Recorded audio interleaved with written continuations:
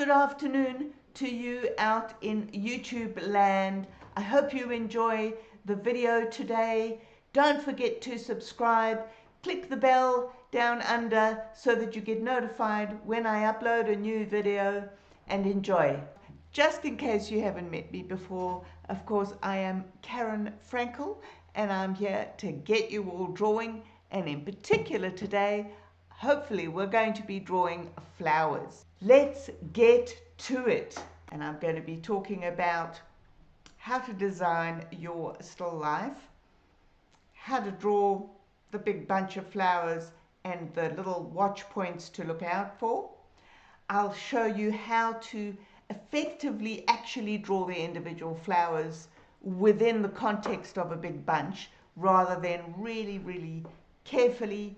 And of course, along with all of that are the common errors to look out for. The first thing is, from an attractive point of view, it's a bit like gardening in that it's usually useful to have an odd number of items in your still life. So we've got, or I've got 1, 2, 3, 4, 5. So the vase of flowers is considered 1, not 2, not the vase and the flowers. They're all part of the same thing. We've got lots of people coming on board. Hello to you, Trudy. Hi, Diana. And good afternoon to you, Susan. So that's the first thing. The second thing, and I've just noticed that this photograph doesn't really talk about the next thing I'm going to say, and that is the rule of thirds. We've spoken about this before. If you don't know what I'm talking about, have a look in my book. If you haven't got my book, there will be a rule of thirds and composition video for you to look for on my YouTube channel. Generally speaking, you have a vertical item going on one of the thirds and a horizontal level going on one of those horizontal thirds. In this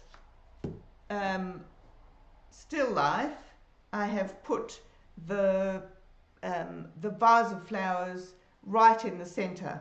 You can see, of course, that the horizontal is about a third down. In fact, the picture is quite large, so I would probably crop it there if I were painting, so that that actually does equal a third and not a quarter. Would this look better if, let's have a look, if I took that bottle out? That might be an idea, so that the flowers actually go from side to side, but the vase, which is actually an enormous mug, so that does fall on the right hand side. You can very easily leave that apple out if you only want those 3 things. For today, I must tell you that I am not going to be drawing the whole still life. I am simply going to be showing you how to put a vase of flowers, the flowers in the vase, and see how that works in still life. Often when you are designing something, when you are composing something, you can't quite put your finger on why something works, but sometimes it just does, even if it goes against the so-called rules.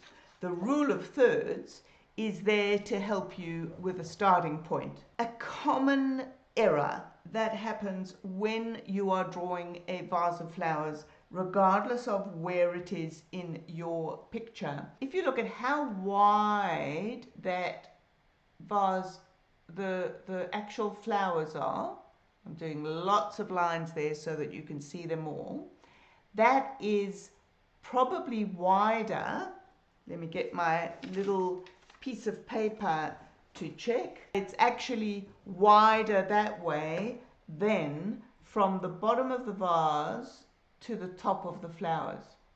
So always have a look at the proportion of the flowers both to itself, so that's wider, wider than it is tall. Can you see that? But more importantly, what is the proportion of the flowers to the vase? So if we look at how tall that vase is, look how much taller the flowers are. Now you might say that that vase is a little bit foreshortened because we're not looking at it from a side view, which would make it even shorter.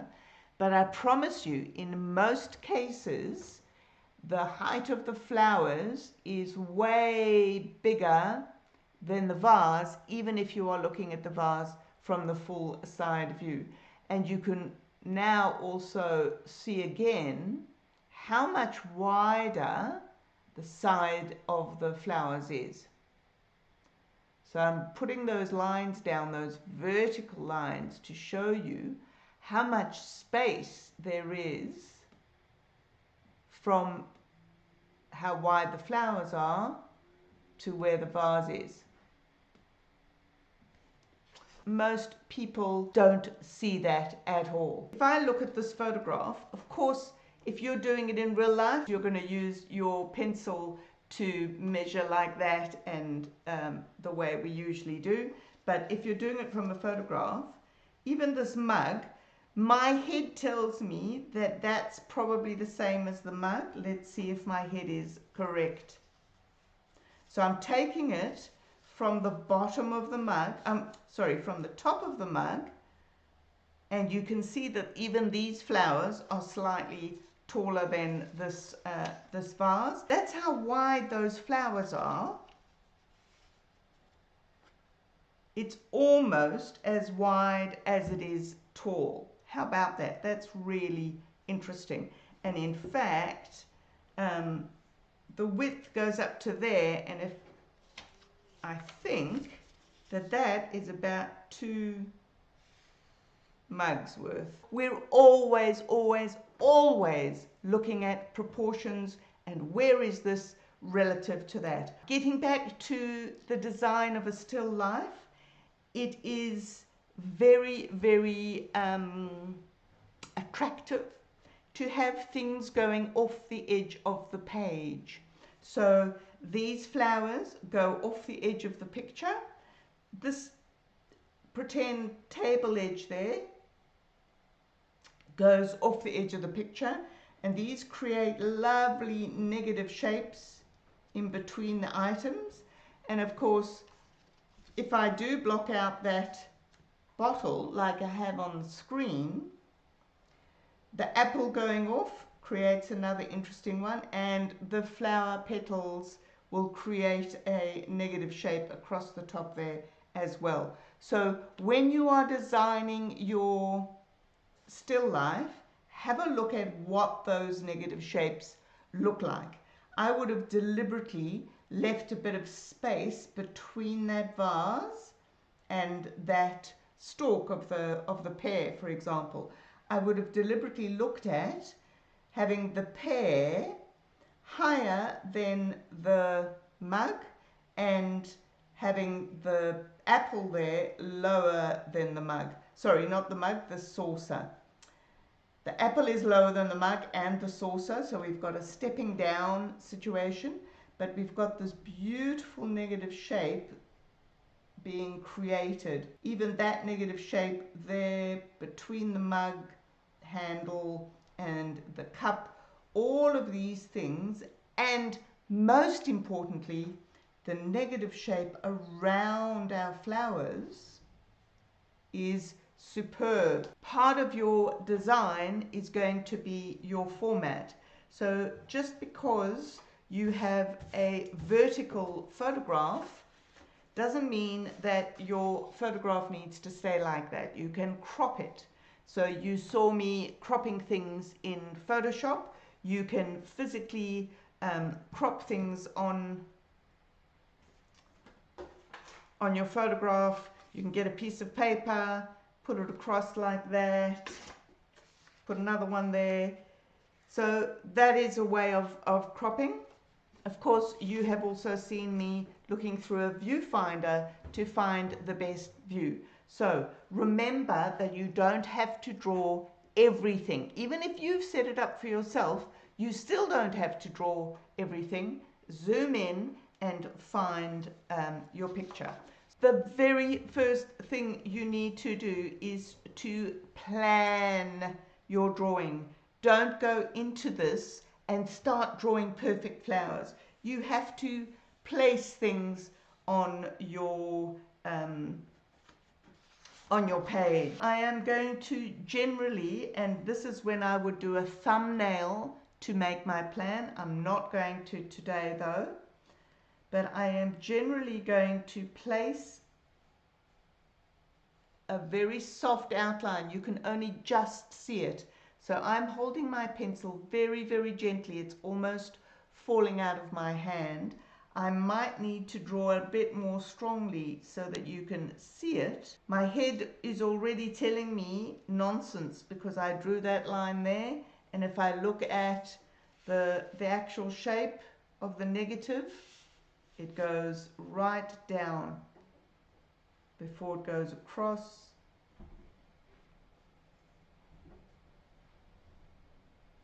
And that flower there, and that flower is loosely there. That flower is loosely there. That flower is loosely there. If I keep to the proportions that I measured, I'm now measuring the proportions of just the flowers. So it's that wide, and it's about two-thirds of the width is the height. So already I'm a little bit out. One of the fantastic things though is nobody's going to see that. So if I'm drawing the flowers beautifully and they look like a vase of flowers, don't worry about them being an exact copy of what you have in front of you. Very, very important. We all get so caught up in drawing an exact replication of that. This is for our information to get us to drawing a lovely picture. So yes, we do try and put good proportions in, but if you don't, if you change the proportions and it still works, then don't worry about it.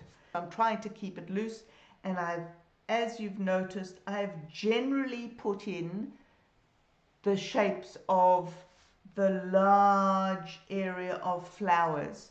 We're going to be putting in shapes of tone, my favorite topic.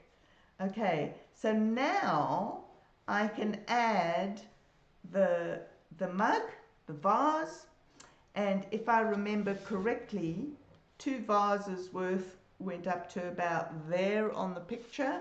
So if I come back down here, what did I do with my piece of paper? There it is. So that was about my vase from where the vase was. Can you see the mistake I nearly made? I nearly put it at the bottom of the flowers, but it's not at the bottom of the flowers. It's halfway up, or a third of the way up that flower, which is about there. Okay. And so my vase is quite big. Now I have clearly not done my proportions very well, because look how long and thin my mug is.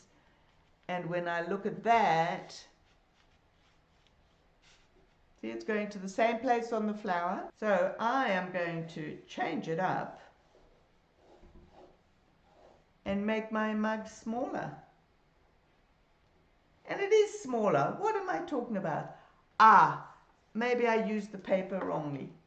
So if something like that happens, find out why. Just don't go with it. You would put these other things in loosely now as well. So once you've established that sort of correct proportion that way, correct proportion that way. Where is this relative to that? Where is that relative to that? Have you seen the negative shapes? Now we can start to go in to some closer looking at these flowers. These flowers are bowl-like. Haven't got a bowl right here to show you.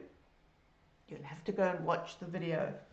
But you can see, even though these are roses, as the bowls turn, they become ellipses. So if the bowl is like that, bird's eye view, as it turns away, it becomes an ellipse. And the same thing happens with these flowers. None of these flowers are looking straight at you, okay? Which is, this one is probably the closest. And if I've drawn a circle there, but if I really examine that shape there, I'm not sure if that's the underside of the rose or not, but the front there catching the light is actually an ellipse. So drawing is a process of adjusting. So that flower is probably like that with the back showing.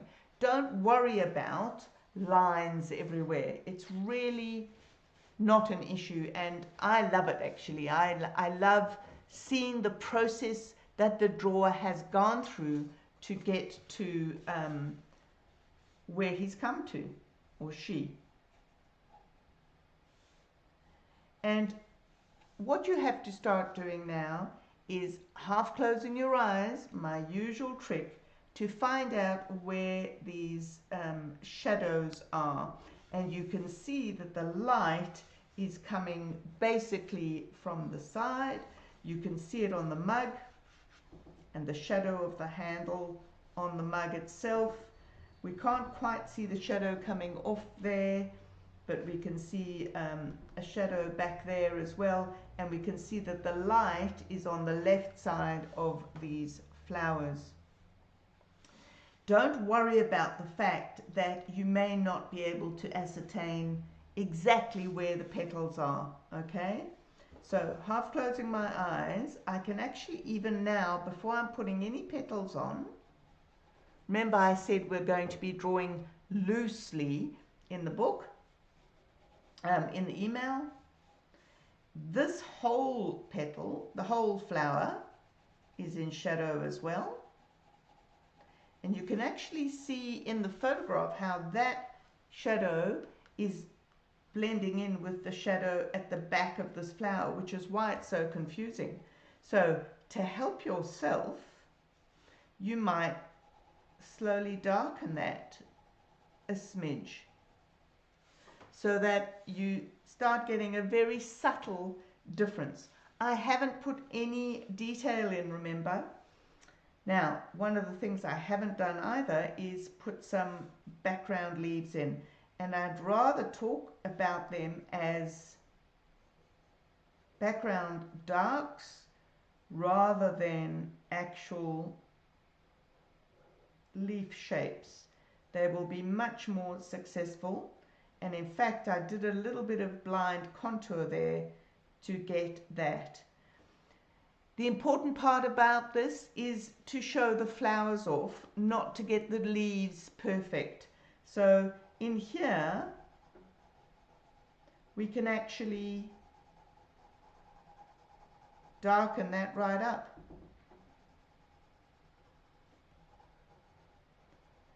So slowly but surely, you're building up your tonal shapes.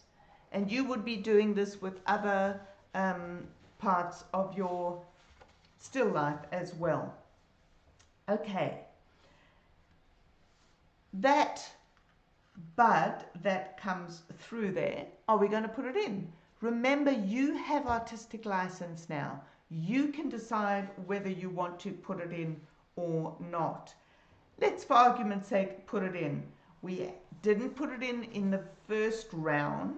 But now I'm going to go, okay, I'm going to put in looking at where it fits in that shape, in that flower, I'm going to put in a bud like that. Now, I may have made that a bit big, but I don't mind. And if I half close my eyes at that, the whole, I stopped myself from putting detail in there. I knew I was putting in detail. And even though it's a white bud, there's lots and lots of shadow there. Now, I'm overdoing the tone. So I'm just using my kneadable rubber to take it away, because at this stage, we don't want to go too dark. And there's some lovely darks here. You can see that that stem is dark, so we're emulating that dark over there. Now, while I'm doing this, I've remembered another common error for you to watch out for, especially when you have got lots of little flowers. Can you see there that I just looked at the bottom shape of that flower to try and get that beautiful shape in?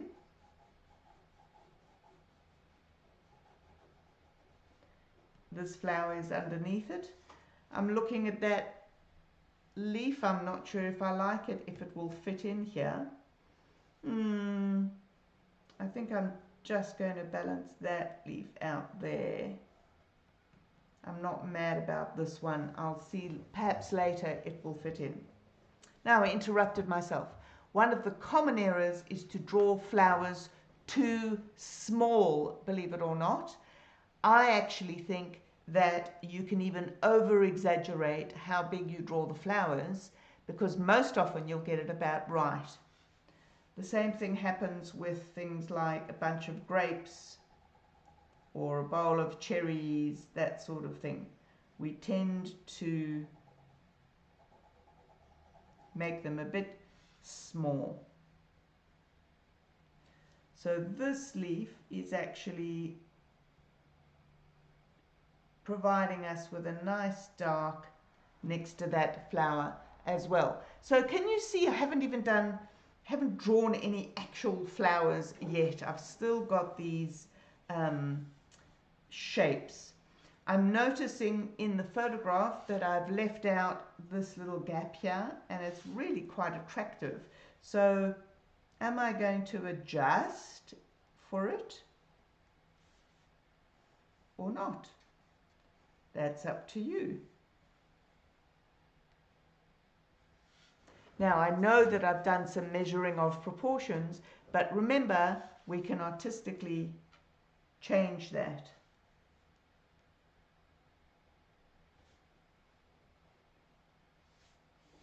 How we're doing?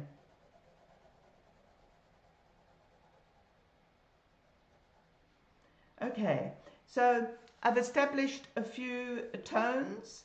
There's some shadow underneath this flower as well. I'm half closing my eyes. This rose here, that petal underneath, which is, I've obviously drawn in the wrong place, because that's why I haven't got that leaf in. I'm just going to run with it. And I'm going to put the petal there. Should have actually been there. Okay. Am I beating myself up about it? A little bit. But that petal behind that flower is also in a bit of shadow. Okay, so we've pretty much established some tones. There is a shadow coming here. I'm being a little bit more delicate with my shadows now. Not quite as harsh. And once again, please understand that I am doing this in quite a bit of a rush, and I'm doing it for demonstration purposes, which is not necessarily how I draw.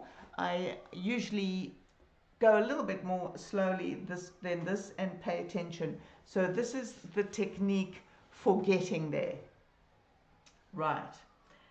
Next thing I want to do is to firm up some of these so they actually look like flowers, and indeed so they actually look like these flowers. One thing not to do, this is a watch point and about drawing loosely without detail, is do not draw all of these tiny, tiny, tiny shapes of tone. We are still trying to look at the major areas of tone to suggest leaves, to suggest petals. And the first lovely big tonal shape is this here, which shows this dark in the depths of this rose. So I'm actually going to put a tone there, and I'm going to draw with a bit of a contour following this line. If you don't know what contour drawing is, have a look in my book,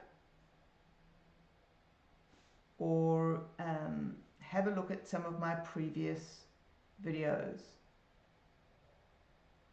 So I'm seeing little areas like this that give character.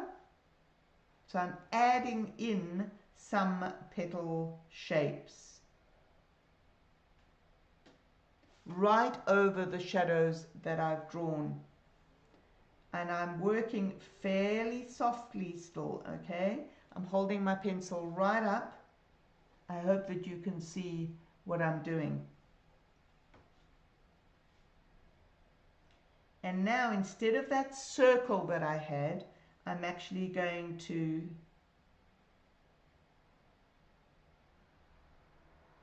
put some more elegant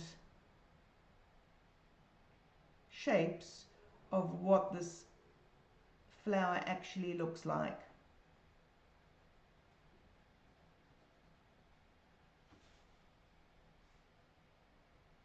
So this side petal here creates this lovely negative hook inside there. Can you see the rose starting to form?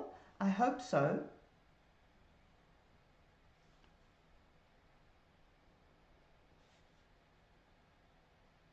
And in fact, around this central dark, again, I'm half closing my eyes. I'm putting some shading on. Can you see I'm not drawing lines everywhere, and the lines I am drawing are quite soft.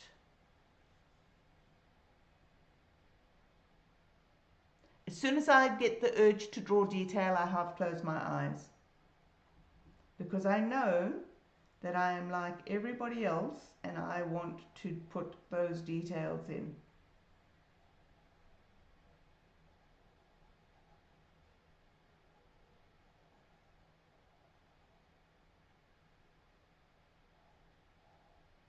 And I'm seeing that the edge of that petal is actually quite flat. I can only just make out that these petals are overlapping, so I don't want to make a big thing of it, but I can actually do something like that to start helping us see that this is going to be a rose. So I'm constantly looking at the shape of the tone. Okay, and I'm going to now put some more shading in, which should go up to the edge of that tone and connect up with some of these. Now I know there are some tiny lights there. They will be the last things that we look at.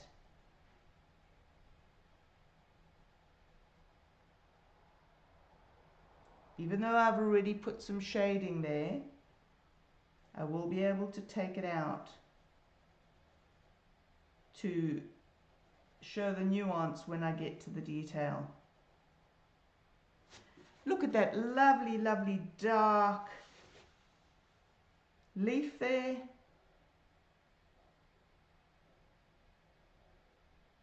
Which will help us to create this lovely negative shape there. So I'm going to put that in right now. So slowly but surely we are building up information about what particular flower this is. Sometimes my head is screaming at me that, oh my goodness, this looks terrible. And often we do that to ourselves when we are so wrapped up in it. But the one thing I'm practiced at, and that is following the process even though my head is screaming at me. And you'll find something surprising about rose petals actually. You'll find that petals have got a lot more angles than you thought as they bend. So I'm going to slightly smaller shapes of tone as I work, and at this stage I'm actually going to take my kneadable eraser and I'm going to take out some of these lights. It would have been way too early to be putting this detail in if we had done it earlier. So once you've established the whole shape of these petals, you can now actually come in within the petal to take your lights out. So now I'm going to clarify the edge of that shadow, and that is an edge there. Can you see that I'm putting the tone right up against the edge so that I can't see that line? I'm going to extend the center there a little bit more. Now, right at the end, if those planning lines are bothering you, I guess you can rub them out. I love drawing, I do like drawing flowers a lot, but I don't enjoy being fussy over them. So I generally don't get much more detail than what I'm showing you here. If you'd like to get into the detail, you still start the same way, okay? So you still start relatively loosely and then build everything up. You don't straight away go in to all of that delicious detail, even if it's something that impresses you and you like to do it. There's nothing wrong with that at all. We've all got different ways and we've all got different likes and dislikes. Now, so even if you want to get into that flower with a lot more detail, start off exactly the same way that I have. As you're going around these flowers, remember that this has 3 dimensions as well. So this flower is closest to you and those 2 flowers are further back. So when you are doing a still life, the items that are further back are generally not drawn with as much clarity as the flowers coming towards you. So I might go in there and lighten this up a little bit and maybe put slightly more information. I hesitate to call it detail. Slightly more information so you understand this flower, but when it comes to that one, you're allowed to just loosely suggest the flower in the background. Depends obviously on the nature of your drawing, but even if you are drawing a highly detailed still life, still do not put as much detail in the ones further back as you do with the ones closer to you. One of the best ways to get loose flowers is to do a pure blind contour, which means you stick a little piece of paper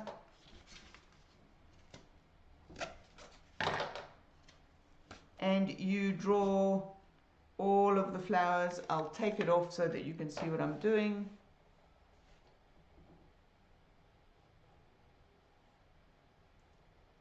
And you let your eye travel around. Now you might not like the result of it. I'm doing this way too quickly. But what it'll do is give you an idea of the beautiful shapes of the petals you are looking at. Don't lift your pen off the page. Just go for it. Do something like that. You'll have lots and lots of fun. This technique is not meant to give you a perfect rendition of what you're ending up with. It is about feeling the freedom and the looseness and getting in touch with what all of those shapes look like. And actually, the more you do it, the better you will get at it. Karen Frankel signing out and saying, of course, get drawing. Bye-bye. Good afternoon to you out in YouTube land. I hope you enjoy the video today. Don't forget to subscribe. Click the bell down under so that you get notified when I upload a new video, and enjoy.